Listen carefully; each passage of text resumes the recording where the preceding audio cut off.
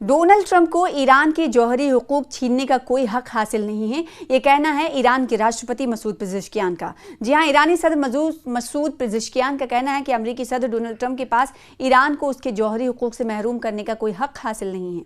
इतवार के रोज़ ईरानी स्टूडेंट एक एजेंसी के जरिए ईरानी सदर के हवाले से कहा गया कि ट्रंप कहते हैं कि ईरान अपने जौहरी हुकूक का इस्तेमाल नहीं कर सकता, लेकिन ये नहीं बताते कि किस जुर्म में। वो किसी कौम को उसके हुकूक से महरूम। ट्रंप इंतज़ामिया ने कहा है कि ईरान को जौहरी हथियार हासिल करने से रोकना एक अहम जंगी मकसद है। और आखिर करने वाले वो कौन होते हैं, ऐसा कहने वाले कौन होते हैं, मसूद पेज़ेश्कियान ने कहा है। ईरान ने पहले कहा कि वो ऐसे हथियार तैयार नहीं कर रहा, लेकिन उसने अपने जौहरी प्रोग्राम को महदूद करने का मुतालबा मुस्तरद कर दिया है। उधर पूरी दुनिया 22 अप्रैल का इंतजार कर रही है, क्योंकि इस दिन ईरान और अमेरिका के दरमियान आर्जी जंगबंदी की मुद्दत खत्म होने वाली है। इसी दौरान अबनाए हरमुज बदस्तूर ईरानी अफवाज के कंट्रोल में बंद है। गुज़िश्ता रोज़ अबनाए हरमुज में कशीदगी एक बार उस वक्त फिर बढ़ गई जब ईरान ने इस अहम आबी गुजरगाह को दोबारा खोलने के अपने फैसले से पीछे हटते हुए वहां से गुजरने की कोशिश करने वाले जहाज़ों पर फायरिंग कर दी। ईरानी हुकाम के मुताबिक ये इक़दाम अमेरिका की जानिब से ईरानी बंदरगाहों पर आयद पाबंदियों के तसलसल का रद्द-ए-अमल है। पासदारान इनकलाब यानी IRGC ने वाज़े कर दिया है कि जब तक अमेरिकी पाबंदियां ख़त्म नहीं होती, अबनाए हरमुज बंद रहेगा। उन्होंने कहा, खबरदार कर दिया है कि कोई भी जहाज़ अपनी जगह से हरकत ना करे, बसूरत दिगर इसे निशाना बनाया जाएगा। दूसरी जानिब पाकिस्तान के army chief general Asim Munir Tehran का दौरा मुकम्मल करके वापस पहुंच चुके हैं। इतलात के मुताबिक वो ईरान के लिए अमरीकी पेशकश और वाशिंगटन की शराइत से मुतालिक पैगाम लेकर गए थे। ईरानी सुप्रीम नेशनल सिक्योरिटी काउंसिल ने तस्दीक की है कि जनरल आसिम मुनीर ने नई अमेरिकी तजावीज़ तेहरान तक पहुंचाई, जिन पर ईरान अभी गौर कर रहा है और ताहाल कोई बाज़ाब्ता जवाब नहीं दिया गया है। ताहम ईरानी हुक्काम ने वाज़े कर दिया है कि मुज़ाकराती टीम किसी भी किस्म की सौदेबाजी, पसपाई या नरमी इख्तियार नहीं करेगी और कौमी मफादात के तहफ़्फ़ुज़ के लिए हर मुमकिन इक़दाम किया जाएगा। हंगामी इजलास जी हाँ हुआ, क्योंकि क्या सवाल ये उठा कि क्या जंग दोबारा शुरू होगी। ये बहुत अहम सवाल है। अमेरिका के सदर डोनाल्ड ट्रंप ने व्हाइट हाउस के सिचुएशन रूम में एक हंगामी इजलास तलब किया, जिसमें अबनाए हरमुज के गिर्द बढ़ती कशीदगी और पाकिस्तान के जरिए ईरान के साथ जारी मुज़ाकरात के मुस्तकबिल पर गौर किया गया। आलमी सतह पर नज़रें इस बात पर हैं जमी हुई हैं कि इतवार को सदर ट्रंप का क्या ऐलान करते हैं। इसी दौरान एक इजरायली फौजी उदार ने बताया है कि तेल अवीव को तवक्को है कि ट्रंप ईरान के साथ जारी राबतों के खात्मे का ऐलान कर सकते हैं, ख़ास तौर पर इस्लामाबाद में मुतवक्के मुज़ाकराती दौर से पहले। इसके साथ ही एक खदशा भी जाहिर किया जा रहा है कि फ़ौजी तसादुम दोबारा शुरू हो सकता है। जौहरी तनाज़े और अबनाए हरमुज। दूसरी जानिब ईरान के चीफ मुज़ाकरात कार मोहम्मद बाकर कालिबाफ का कहना है कि हालिया दिनों में अमेरिका के साथ होने वाली बातचीत में कुछ पेशरफ्त ज़रूर हुई है, ताहम जौहरी मामलात और अबनाए हरमुज के हवाले से इख्तलाफात अब भी बरकरार हैं। उधर अमरीकी सदर ने भी तेहरान के साथ इंतहाई मुस्बत मुज़ाकरात का जिक्र किया, लेकिन साथ ही अहम बहरी तजारती रास्ते के हवाले से किसी भी किस्म के दबाव या ब्लैक मेलिंग के खिलाफ खबरदार कर दिया है। अगरचे दोनों फरीकैन ने मुज़ाकरात में पेशरफ्त का इंदिया दिया है, मगर जंग बंदी के नाजुक मुआहदे के इख्तिताम में सिर्फ 3 दिन बाकी रह जाने के बावजूद किसी भी जानिब से तफसीलात सामने नहीं आई, जिससे गैर यकीनी सूरत हाल मजीद बढ़ गई है।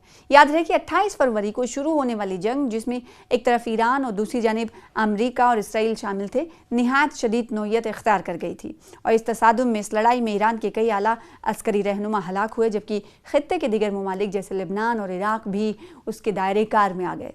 इस जंग के आलमी असरात भी नुमाया रहे, खुसूसन तेल की कीमतों में नुमाया इजाफा देखने को मिला। और क्योंकि अबनाए हरमुज, जहाँ से दुनिया की तकरीबन 5वां हिस्सा तेल की तरसील होती है, आयात होता है, अमली तौर पर बंद हो गया, जिसने आलमी मईशत को शदीद दबाव में डाल दिया था। अब सवाल ये उठता है कि जब ईरान की तरफ से ये कह दिया गया है कि डोनाल्ड ट्रंप को ईरान के जौहरी हुकूक छीनने का कोई हक नहीं है, ऐसे में दो टूक अंदाज में ईरानी सदर की तरफ से ये बात कही गई है। और दूसरी तरफ हम ये देख रहे हैं, जब ईरान की तरफ से इस तरह के बयानात आते हैं तो डोनाल्ड ट्रंप भी इस पर हमलावर होते हैं। लेकिन डोनाल्ड ट्रंप के जो बयान हैं, बड़बूढ़ेपन से पूरी दुनिया वाकिफ़ है। डोनाल्ड ट्रंप कभी कुछ कहते हैं, कभी कुछ कहते हैं, ऐसा जानकार मानते हैं। और दूसरी तरफ ईरान और अमेरिका के दरमियान जंग ने अमेरिका के हवाले से जगहसाई कर दी है, क्योंकि ईरान झुका नहीं, लड़ता रहा और अमेरिका कहीं ना कहीं की जो साख है वो दांव पर लग गई, साख को कहीं ना कहीं नुकसान पहुंचा है, क्योंकि अमेरिका जिस तरीके से यूएस जिस तरीके से जाना जाता था सुपर पावर है और आर्थिक तरीके से आर्थिक माशी हालत मजबूत है और दूसरी तरफ वीटो करने का इख्तियार है, तो ऐसे में कहीं ना कहीं किरदार पर असर ज़रूर अमेरिका के पड़ा है। अमेरिका की इमेज जो है ज़रूर डाउन हुई है, लेकिन ईरान ने आपको बताएं कि बहुत कुछ खोकर भी काफ़ी कुछ हासिल कर लिया है। इस जंग के हवाले से जानकार ये कहते रहे हैं। ऐसे में ईरान लगातार अपनी बात पर अड़ा हुआ है, डटा हुआ है कि यूरेनियम अफजुदगी यानी यूरेनियम के इनरिचमेंट के हवाले से ईरान की जो कोशिशें हैं वो जारी रहेंगी। कोई भी ताकत इससे नहीं रोक सकती है, बज़ाहिर कितनी भी बड़ी ताकत उनके सामने आ जाए, क्योंकि इस हवाले से हमने इसका एग्जाम्पल भी देख लिया है, क्योंकि कितने भी बड़े लीडर को मार दिया गया हो अमेरिका और इज़राइल की तरफ से, लेकिन फिर दूसरा लीडर उसी कुर्सी पर हमने देखा है कि कुर्सी हासिल करते हुए फिर से अमेरिका के ख़िलाफ़ वो तमाम फैसले लेते रहे जो लेने चाहिए। इसका मतलब ये है कि ईरान ने जो कहा कि आप हमारे एक लीडर को मारेंगे, दूसरा लीडर उस कुर्सी पर बैठकर खिदमत करेगा ईरान के अवाम की। और ईरानी अवाम की अगर बात करें तो ईरानी अवाम ने इस दौरान हमने देखा है कि इस हमले में कई हज़ार लोगों की मौत भी हुई, लेकिन उसके बावजूद भी हौसला नहीं हारा और सुप्रीम लीडर अली खामनेई की कहीं ना कहीं शहादत ने हमने देखा कि पूरी दुनिया में जो मुसलमान हैं उनको एकजुट करने में अहम किरदार अदा किया। और दूसरी तरफ ये कि जो कहा जाता रहा है कि सुप्रीम लीडर अली खामनेई का यही ख्वाब था कि शिया और सुन्नी दोनों भाई भाई हैं, एक जैसे हैं, तो कहीं ना कहीं उनकी शहादत से ये बात एक बार फिर से आया हो गई कि आलम इस्लाम में अगर फूट डालने की कोशिश की जाएगी तो आलम इस्लाम के लोग एक होंगे। दूसरी तरफ हमने देखा कि जहां अमेरिका ईरान पर हमले कर रहा था तो ईरान ने मिडिल ईस्ट के कई देशों को निशाना बनाया जहां पर अमेरिकी एयर बेसिस थे, अमेरिकी कंपनियां थी, लिस्ट जारी पूरी तरीके से कर दी गई। लेकिन वही बात आखिर में ये कि ईरान जो पहले से कहता हुआ नज़र आ रहा था कि हमारे यूरेनियम इनरिचमेंट के लिए यानी जौहरी ताकत के लिए ईरान को जो कोशिशें करनी है वो करते रहेंगे, इससे कोई भी ताकत नहीं गिरा सकती।